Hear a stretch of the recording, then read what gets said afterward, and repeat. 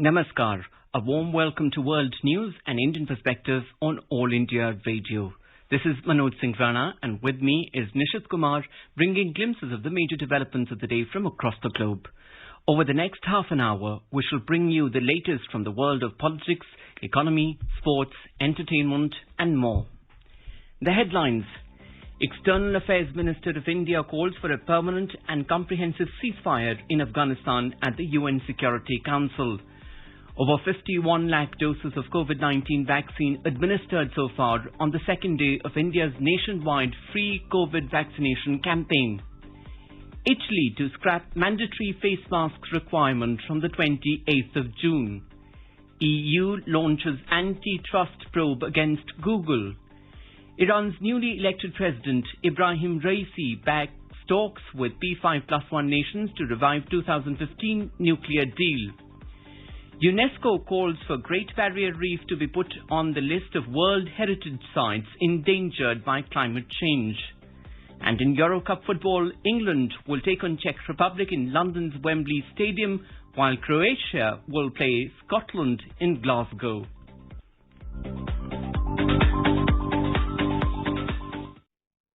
As the nation gears up for the free COVID-19 vaccination campaign at government facilities for those above 18 years from today, we advise our listeners not to lower their guard as COVID-19 remains a threat to our health.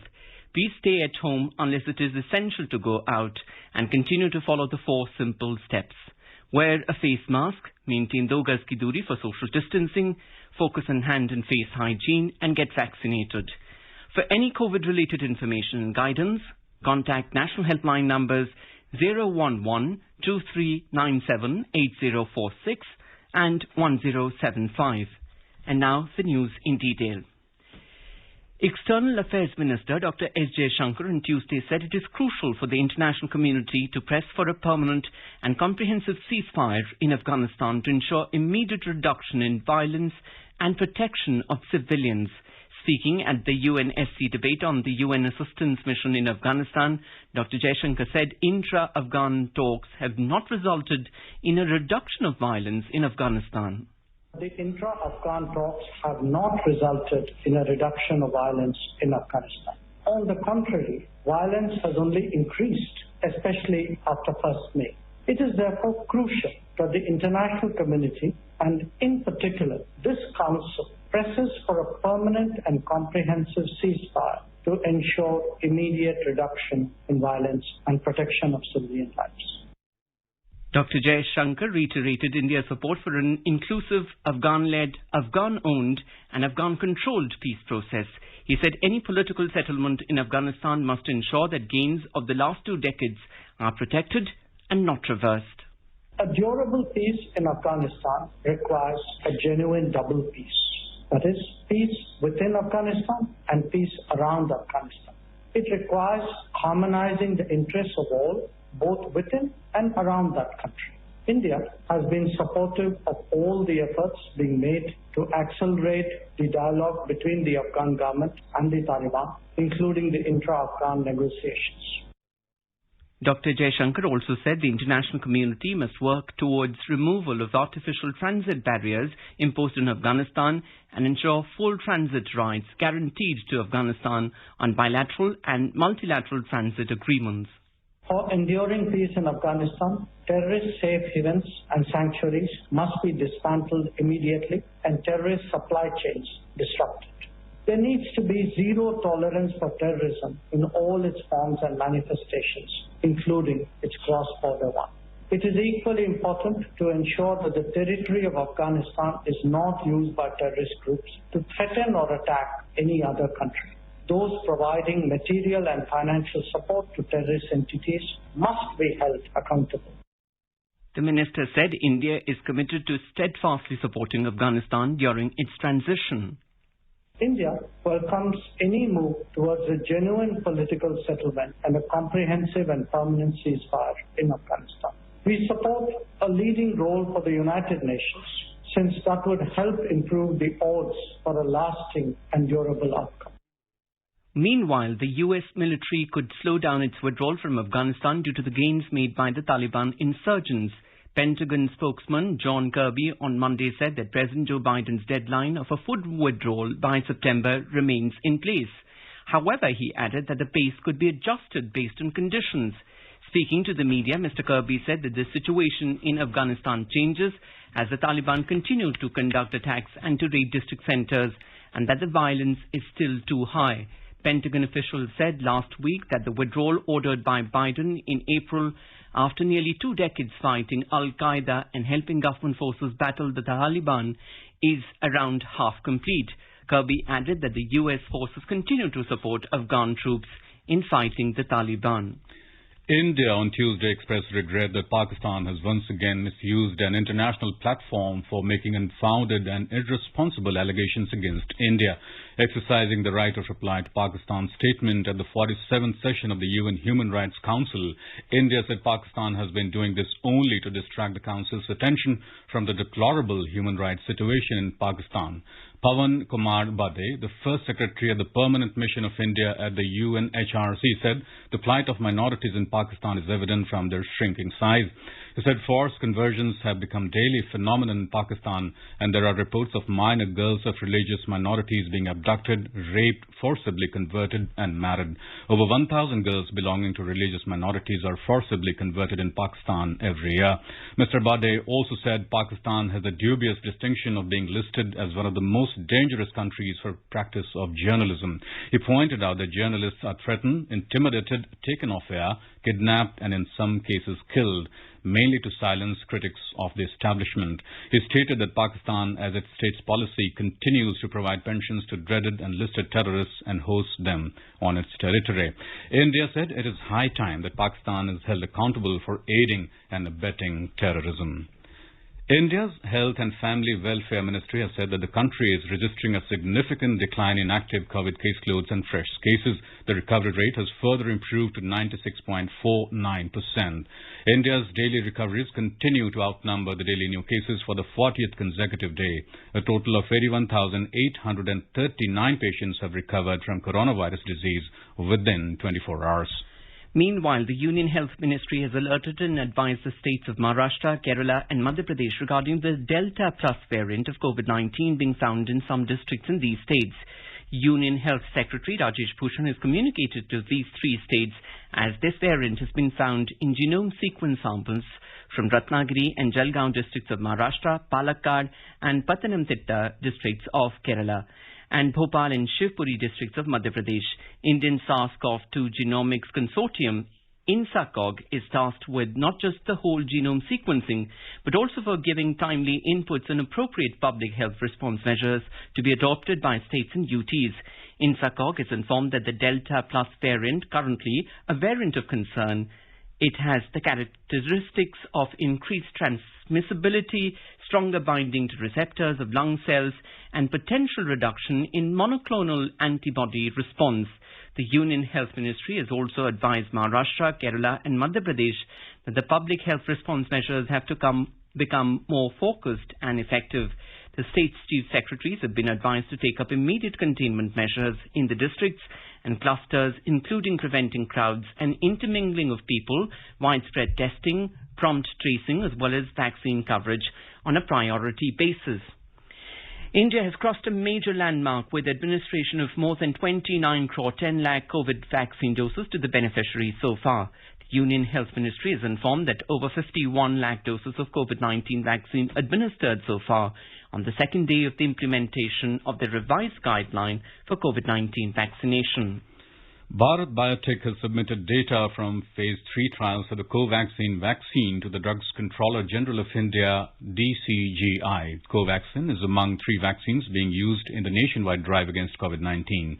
It was granted approval by the DCGI in January, along with the Oxford University AstraZeneca vaccine, which is being manufactured by the Pune-based Serum Institute of India, SII, as Covishield. A third vaccine, Russia's Sputnik V, was also granted emergency use authorization EUA in April. Now, let us take a look at the coronavirus updates from around the world. Italy's health ministry has announced that face masks will no longer be compulsory in the country from the 28th of June. Health Minister Roberto Speranza wrote on Facebook that the lifting of the mask requirement would come into effect in religious labelled white under Italy's COVID risk classification system. President of the Philippines, Rodrigo Duterte, has threatened to jail people who refuse to be vaccinated against the coronavirus. Duterte made the announcement in a televised address on Monday following reports of low turnouts at several vaccination sites in the capital, Manila. The country battles one of Asia's worst outbreaks with over 1.3 million cases and more than 23,000 deaths. Meanwhile, North Korea has told the World Health Organization (WHO) that it has tested more than 30,000 people for COVID-19 up to June 10th, but that it has not yet found a single case of the virus. The World Health Organization (WHO) on Monday said that it is planning a technology transfer hub for producing mRNA coronavirus vaccines in South Africa. WHO Chief Tedros Adhanom Ghebreyesus said that the move aims to boost vaccine access across the African continent. Foreign Minister of Bangladesh, Dr. A.K. Abdul Momen, has accused some nations of asking for different benefits in return for giving vaccines to other nations. Talking to media persons in New York during his week-long visit to the U.S., Dr. Momen said that the COVID vaccine looks like another tool of exploitation of others, according to the official news agency. He urged the UN to take a firm stand in ensuring COVID vaccine as a public good. Meanwhile, more than 70% of people in the capital city Dhaka have been found to have COVID-19 antibodies in their blood samples. In a study conducted by the international research organization International Center for Diarrheal Disease Research, Bangladesh and Dhaka, it was observed that Dhaka had a seropositivity rate of 71%, while Chattogram reported a lower seropositivity rate of 55%. This is All India Radio giving you the world news.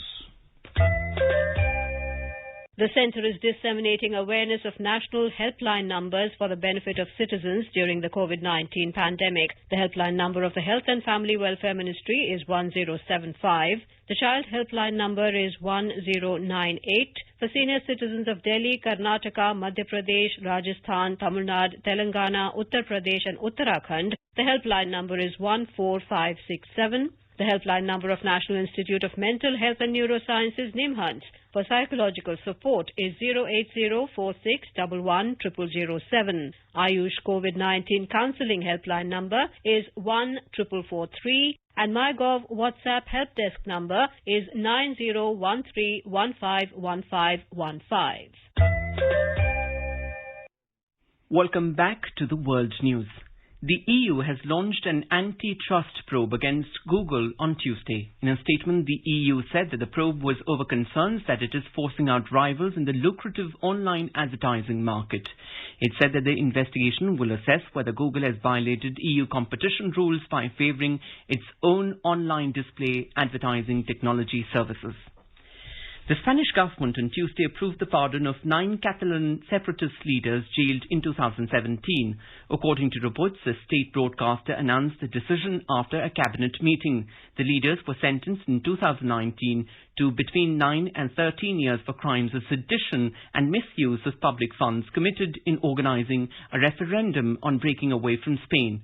Authorities in Madrid had banned the referendum, but it had led to a short-lived declaration of independence. Iranian President-elect Ebrahim Raisi has backed talks between Iran and 6 world powers to revive a 2015 nuclear deal, but he has rejected meeting US President Joe Biden, even if Washington removed all sanctions. In his first news conference since he was elected on Friday, Mr. Raisi said his foreign policy priority would be improving ties with Iran's Gulf Arab neighbors, while calling on Iran's regional rival Saudi Arabia to immediately halt its intervention in Yemen. Negotiations have been underway in Vienna since April to work out how Iran and the United States can both return to compliance with the nuclear pact, which Washington abandoned in 2018 under the then-President Donald Trump before reimposing sanctions on Iran. However, the White House has downplayed Raisi's influence, saying that no meeting was planned. White House Press Secretary Jen Psaki said that their view is that the decision-maker in Iran is the Supreme Leader, Khomeini. The USA has extended its national emergency declared with respect to North Korea by 1 year. In a statement, the White House informed of the continuation of the national emergency with respect to North Korea pursuant to the International Emergency Economic Powers Act. The U.S. justified the decision based on what is described as the unusual and extraordinary threat to the national security and foreign policy of the United States constituted by the existence and risk of the proliferation of weapons-usable fissile material on the Korean peninsula. A group of nations cutting across regions issued a joint statement expressing grave concern on the human rights situation in Xinjiang. The statement said that credible reports indicate that over 1 million people have been arbitrarily detained in Xinjiang and that there is widespread surveillance disproportionately targeting Uyghurs and members of other minorities and restrictions on fundamental freedoms and Uyghur culture. It added that there are also reports of torture or cruel, inhuman and degrading treatment or punishment, forced sterilization, amongst other egregious human rights violations. The countries urged China to allow immediate, meaningful and unfettered access to Xinjiang for independent observers, including the High Commissioner, and to urgently implement the Committee on the Elimination of Racial Discrimination's 8 recommendations related to Xinjiang, including by ending the arbitrary detention of Uyghurs and members of other Muslim minorities. The statement added that the countries are deeply concerned about the deterioration of fundamental freedoms in Hong Kong under the national security law and about the human rights situation in Tibet. It called on Chinese authorities to abide by their human rights obligations. UK's Foreign Secretary met his Vietnamese counterpart, Foreign Minister Bui Thanh Son, to discuss the implementation of the UK-Vietnam Strategic Partnership Agreement. This is a second such visit within 9 months. The UK government said in a statement that subjects such as global health security, climate change and Myanmar were also discussed. The statement added that the visit will build momentum for the UK's bid to join the regional trade bloc, the Comprehensive and Progressive Agreement for Trans-Pacific Partnership, CPTPP. The United Nations is observing the second Counter-Terrorism Week from the 21st to the 30th of June. The Counter-Terrorism Week at the United Nations is a biennial gathering of member states and international counter-terrorism partners. The second Counter-Terrorism Week comprises 2 high-level events and 34 side events. All member states take part in the review of the strategy as part of the work of the General Assembly. The President of the General Assembly has appointed the permanent representatives of Oman and Spain as co-facilitators of the 7th review of the GCTS to assist him in steering this intergovernmental process. Meanwhile, the United Nations said on Monday that more than 8,500 children were used as soldiers last year in various conflicts across the world and nearly 2,700 others were killed. UN Chief Antonio Guterres' annual report of the Security Council on Children and Armed Conflict covers the killing, maiming and sexual abuse of children, abduction or recruitment, denial of aid access and targeting of schools and hospitals. The UNESCO said that the Great Barrier Reef should be put on a list of World Heritage Sites that are in danger due to damage caused by climate change. The UN's cultural body says the world's biggest coral reef system should be downgraded to the list at a meeting next month. It has urged Australia to take accelerated action on global warming. The Australian government said it would strongly oppose the recommendation. The latest row is part of an ongoing dispute between UNESCO and the Australian government over the status of an iconic site. The reef, stretching for 2,300 kilometres of Australia's northeast coast, gained World Heritage ranking in 1981 for its enormous scientific and intrinsic importance. In Sri Lanka, nearly 100 carcasses of turtles with throat and shell damaged, as well as dozens of dead dolphins and a blue whale, have washed ashore. A container ship had burnt and sunk earlier this month, raising fears of a severe marine disaster. According to reports, ecologists believe that the deaths were directly caused by the fire and release of hazardous chemicals, while the Singapore-flagged Express Pearl burned for 12 days and sank last week off Sri Lanka's main port in the capital, Colombo. Government officials, however, said these causes were provisionally confirmed and the investigation was continuing. And now a report from the business world.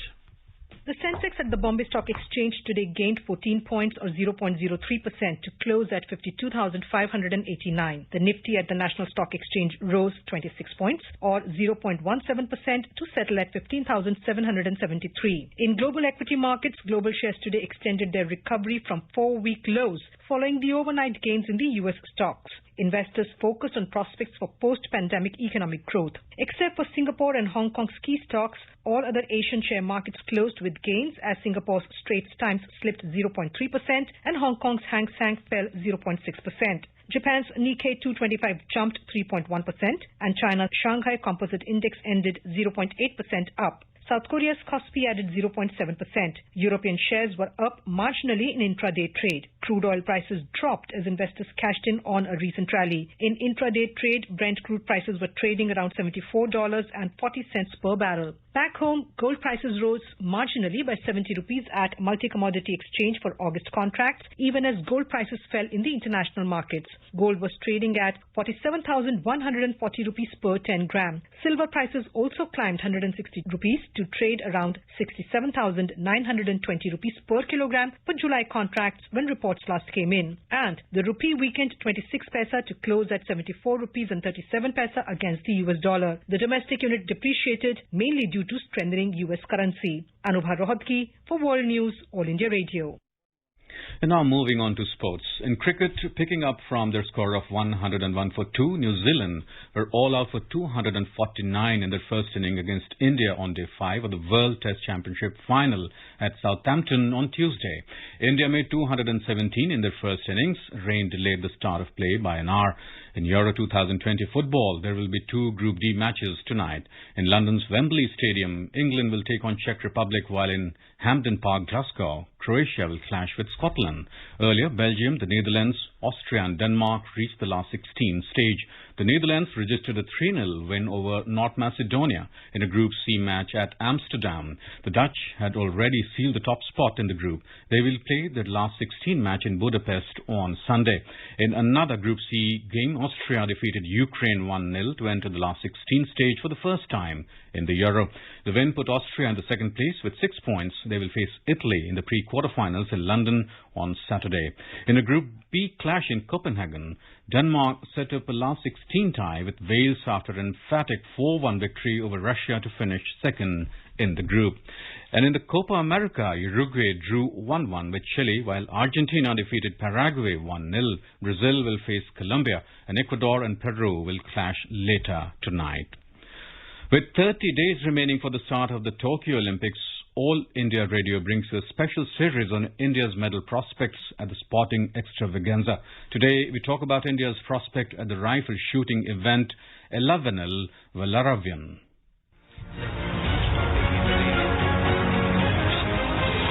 Born in Tamil Nadu, Ilavenil Valaravan started her shooting journey from the Shamskar Dham shooting range. She went on to refine her game at the Gagan Narang Academy. I met Gagan sir for training in 2017. The first time when I trained with him, it kind of changed my whole viewpoint of the game.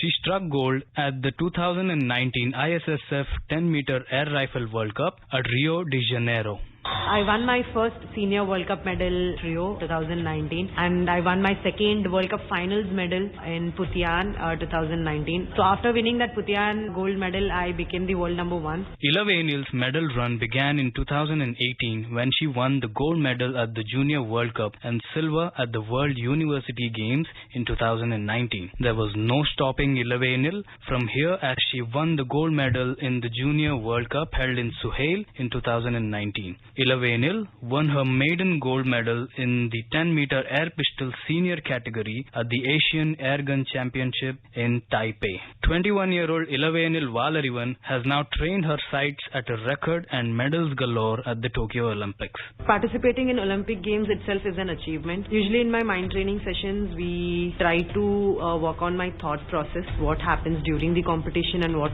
generally doesn't happen during the competition. And we work on this, we work a bit on breathing, on how the breathing should be during stress period of time, how it should be, and during normal period of time, how it should be. The entire nation joins in wishing Ilavenil all the best for the Tokyo Olympics and hopes that she performs her best at the games and makes India all the more proud of her. This is Sports Desk, AIR News.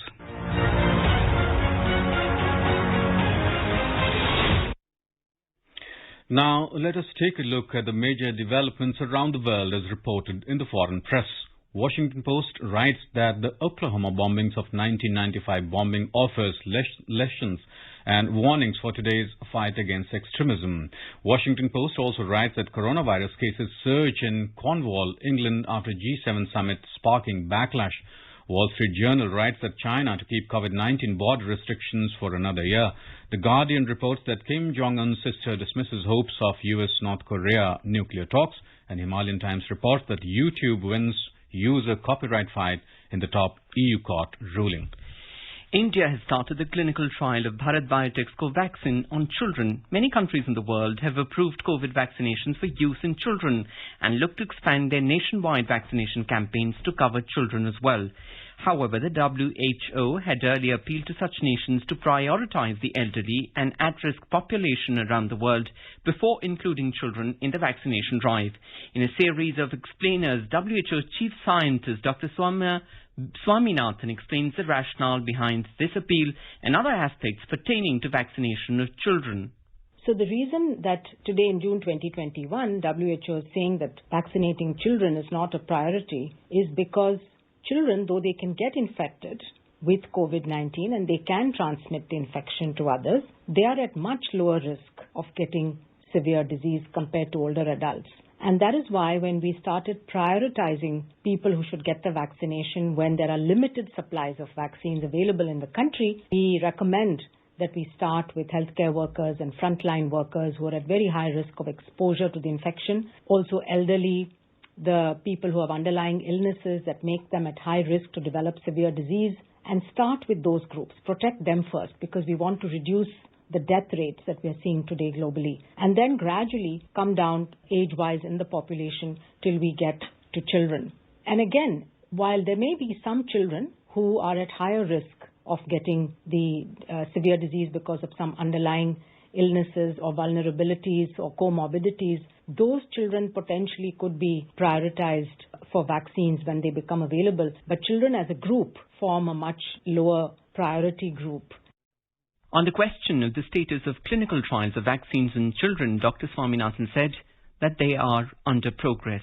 Most vaccine companies and developers are currently doing studies in children, starting with the 12 to 18-year-olds and then progressively going down to younger and younger age groups. So as that scientific data comes out of the studies, the SAGE, which is a strategic advisory group of experts on immunization that actually develops vaccination policy for WHO, which is then adopted by many countries, the SAGE will look at this data as it comes and make recommendations on how the vaccine should be used in children, at what dosage, what interval, etc., whether there are any safety precautions or contraindications. All of that will be provided in detail. But again, to go back to the point of children, except for very few children who are at high risk, not considered to be a high priority right now because we have limited doses of vaccines. We need to use them to protect the most vulnerable. And also we have to remember the fact that it's not necessary that children must get the vaccine before they can go back to school. We've seen in many countries that schools have been kept open very successfully, and as long as the adults who are working in the school environment are vaccinated and adults in the community are getting the vaccine so that infection rates start dropping, then by following the other public health measures that have been advised for school safety, schools should be able to reopen safely. Now, a quick look at the headlines once again. External Affairs Minister of India calls for a permanent and comprehensive ceasefire in Afghanistan at the UN Security Council. Over 48 lakh doses of COVID-19 vaccine administered so far on the second day of India's nationwide free COVID vaccination campaign. Italy to scrap mandatory face masks requirement from the 28th of June. EU launches antitrust probe against Google. Iran's newly elected President Ibrahim Raisi backs talks with P5+1 nations to revive 2015 nuclear deal. UNESCO calls for Great Barrier Reef to be put on the list of World Heritage Sites endangered by climate change. And in Euro Cup football, England will take on Czech Republic in London's Wembley Stadium, while Croatia will play Scotland in Glasgow. And now, as India is celebrating the 151st birth anniversary of Mahatma Gandhi, let us listen to his favourite bhajan, Vaishnav Jan, by artists from South Africa. Tene kahi पराई जाने रे वैष्णव जन तो. And with that, we end this bulletin. We'll be back at the same time tomorrow with the next edition of World News.